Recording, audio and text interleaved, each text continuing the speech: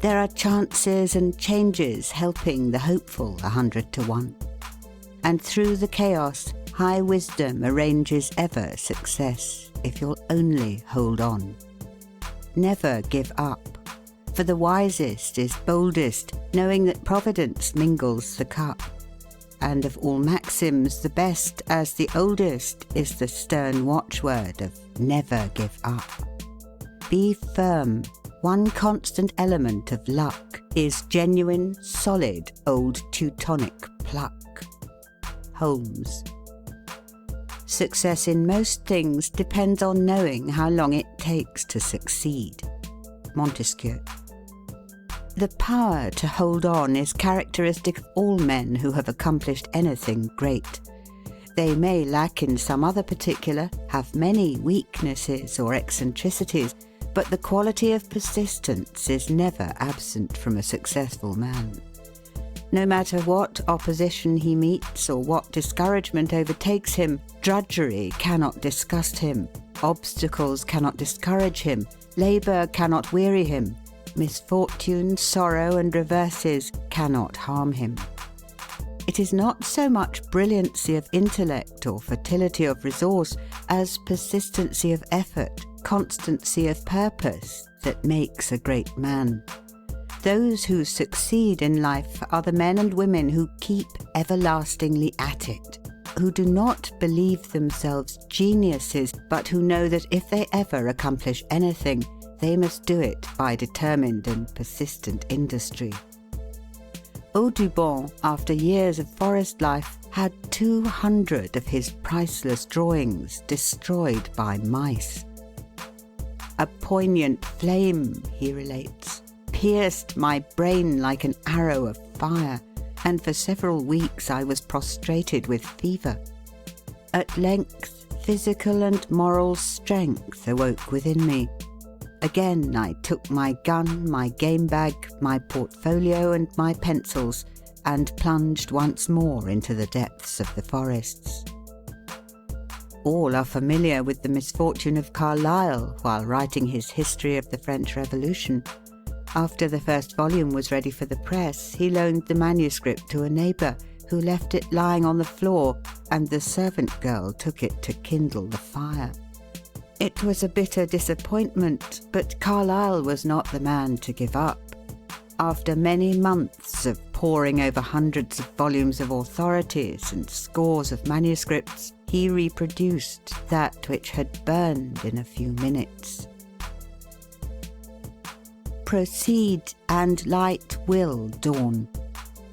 The slightest acquaintance with literary history would bring to light a multitude of heroes of poverty or misfortune, of men and women perplexed and disheartened, who have yet aroused themselves to new effort at every new obstacle. It is related by Arago that he found under the cover of a textbook he was binding a short note from d'Alembert to a student. "Go on, sir, go on. The difficulties you meet with will resolve themselves as you advance. Proceed, and light will dawn and shine with increasing clearness on your path." That maxim, said Arago, was my greatest master in mathematics. Had Balzac been easily discouraged, he would have hesitated at the words of warning given by his father. "Do you know that in literature a man must be either a king or a beggar?" "Very well," was the reply. "I will be a king." His parents left him to his fate in a garret. For 10 years he fought terrible battles with hardship and poverty, but won a great victory at last. He won it after producing 40 novels that did not win. Zola's early manhood witnessed a bitter struggle against poverty and deprivation. Until 20, he was a spoiled child, but on his father's death, he and his mother began the battle of life in Paris. Of his dark time, Zola himself says, quote, "Often I went hungry for so long that it seemed as if I must die. I scarcely tasted meat from 1 month's end to another, and for 2 days I lived on 3 apples. Fire, even on the coldest nights, was an undreamed of luxury, and I was the happiest man in Paris when I could get a candle by the light of which I might study at night." End quote. Samuel Johnson's bare feet at Oxford showed through the holes in his shoes, yet he threw out at his window the new pair that someone left at his door. He lived for a time in London on 9 cents a day. For 13 years he had a hard struggle with want. John Locke once lived on bread and water in a Dutch garret, and Heine slept many a night on a barn floor with only a book for his pillow. It was to poverty as a thorn urging the breast of Harriet Martineau that we owe her writings. There are no more interesting pages in biography than those which record how Emerson, as a child, was unable to read the second volume of a certain book because his widowed mother could not afford the amount, 5 cents, necessary to obtain it from the circulating library. "Poor fellow," said Emerson as he looked at his delicately reared little son, quote, "how much he loses by not having to go through the hard experiences I had in my youth." End quote. It was through the necessity laid upon him to earn that Emerson made his first great success in life as a teacher. "I know," he said, quote, "no such unquestionable badge and ensign of a sovereign mind as that tenacity of purpose which, through all change of companions or parties or fortunes, changes never, bates no jot of heart or hope, but wearies out opposition and arrives at its port." End quote. She can never succeed. Louisa Alcott earned $200,000 by her pen. Yet when she was first dreaming of her power, her father handed her a manuscript one day that had been rejected by Mr. Fields, editor of The Atlantic, with the message, "Tell Louisa to stick to her teaching. She can never succeed as a writer." "Tell him I will succeed as a writer, and someday I shall write for The Atlantic." Not long after, she wrote for The Atlantic a poem that Longfellow attributed to Emerson, and there came a time when she wrote in her diary, quote, "20 years ago I resolved to make the family independent if I could. At 40 that is done. Debts all paid, even the outlawed ones, and we have enough to be comfortable. It has cost me my health, perhaps." End quote. I trample on impossibilities. So it was said by Lord Chatham. "Why," asked Mirabeau, quote, "should we call ourselves men unless it be to succeed in everything everywhere?" End quote. "It is all very well," said Charles J. Fox, quote, "to tell me that a young man has distinguished himself by a brilliant first speech. He may go on satisfied with his first triumph. But show me a young man who has not succeeded at first and has then gone on, and I will back that man to do better than those who succeeded at the first trial." End quote. Cobden broke down completely the first time he appeared on a platform in Manchester, and the chairman apologised for him.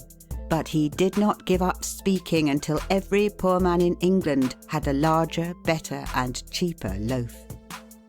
Young Disraeli sprung from a hated and persecuted race, pushed his way up through the middle classes and upper classes until he stood self-poised upon the topmost round of political and social power. At first he was scoffed at, ridiculed, rebuffed, hissed from the House of Commons. He simply said, quote, "The time will come when you will hear me." End quote. The time did come, and he swayed the sceptre of England for a quarter of a century. How massive was the incalculable reserve power of Lincoln as a youth, or of President Garfield, woodchopper, bell ringer, and sweeper general in college. Persistent purpose. We hear a great deal of talk about genius, talent, luck, chance, cleverness, and fine manners playing a large part in one's success. Leaving out luck and chance, all these elements are important factors. Yet the possession of any or all of them, unaccompanied by a definite aim, a determined purpose, will not ensure success. Men drift into business, they drift into society, they drift into politics, they drift into what they fondly and but vainly imagine is religion. If winds and tides are favourable, all is well. If not, all is wrong. Stalker says, quote, "Most men merely drift through life, and the work they do is determined by 100 different circumstances. They might as well be doing anything else, or they would prefer to be doing nothing at all." End quote. Yet, whatever else may have been lacking in the giants of the race, the men who have been conspicuously successful have all had one characteristic in common: doggedness and persistence of purpose. It does not matter how clever a youth may be, whether he leads his class in college or outshines all the other boys in his community. He will never succeed if he lacks this essential of determined persistence. Many men who might have made brilliant musicians, artists, teachers, lawyers, able physicians or surgeons, in spite of predictions to the contrary, have fallen short of success because deficient in this quality. Persistence of purpose is a power. It creates confidence in others. Everybody believes in the determined man. When he undertakes anything, his battle is half won, because not only he himself, but everyone who knows him, believes that he will accomplish whatever he sets out to do. People know that it is useless to oppose a man who uses his stumbling blocks as stepping stones, who is not afraid of defeat, who never, in spite of calumny or criticism, shrinks from his task, who never shirks responsibility, who always keeps his compass pointed to the North Star of his purpose, no matter what storms may rage about him. The persistent man never stops to consider whether he is succeeding or not. The only question with him is how to push ahead, to get a little farther along, a little nearer his goal. Whether it lead over mountains, rivers, or morasses, he must reach it. Every other consideration is sacrificed to this one dominant purpose. The success of a dull or average youth and the failure of a brilliant one is a constant surprise in American history. But if the different cases are closely analysed, we shall find that the explanation lies in the staying power of the seemingly dull boy, the ability to stand firm as a rock under all circumstances, to allow nothing to divert him from his purpose. 3 necessary things. 3 things are necessary, said Charles Sumner. Quote, "First, backbone. Second, backbone. Third, backbone." End quote. A good chance alone is nothing. Education is nothing without strong and vigorous resolution and stamina to make one accomplish something in the world. An encouraging start is nothing without backbone. A man who cannot stand erect, who wobbles first one way and then the other, who has no opinion of his own or courage to think his own thought, is of very little use in this world. It is grit, it is perseverance, it is moral stamina and courage that govern the world. At the trial of the 7 bishops of the Church of England for refusing to aid the king to overthrow the Protestant faith, it was necessary to watch the officers at the doors, lest they send food to some juryman and aid him to starve the others into an agreement. Nothing was allowed to be sent in but water for the jurymen to wash in, and they were so thirsty they drank it up. At first, 9 were for acquitting and 3 for convicting. 2 of the minority soon gave way. The third, Arnold, was obstinate. He declined to argue. Austin said to him, "Look at me. I am the largest and the strongest of the 12, and before I will find such a petition as this libel, here will I stay till I am no bigger than a tobacco pipe. Arnold yielded at 6 in the morning.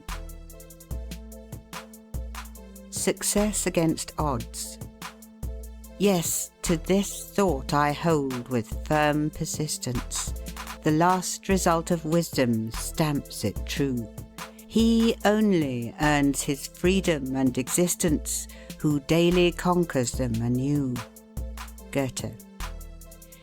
It is interesting to notice how some minds seem almost to create themselves, says Irving, quote, springing up under every disadvantage and working their solitary but irresistible way through 1,000 obstacles. End quote. Opposing circumstances create strength. Opposition gives us greater power of resistance. To overcome one barrier gives us greater ability to overcome the next.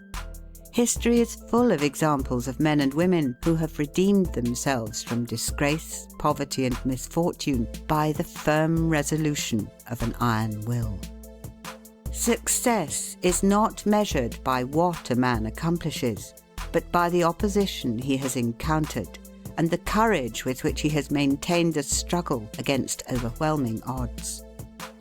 Not the distance we have run, but the obstacles we have overcome, the disadvantages under which we have made the race, will decide the prizes.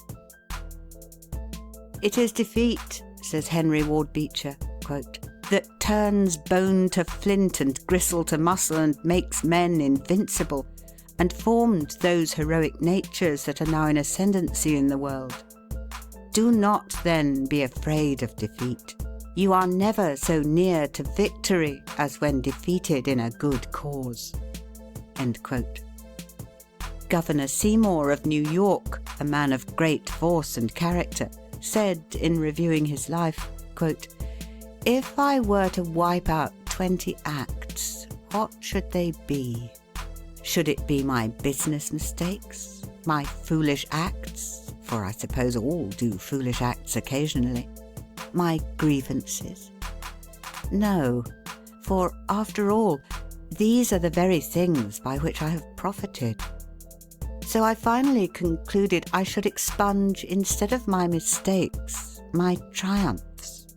I could not afford to dismiss the tonic of mortification, the refinement of sorrow. I needed them, every one. End quote. Every condition, be it what it may, says Channing, quote, has hardships, hazards, pains. We try to escape them. We pine for a sheltered lot, for a smooth path, for cheering friends and unbroken success.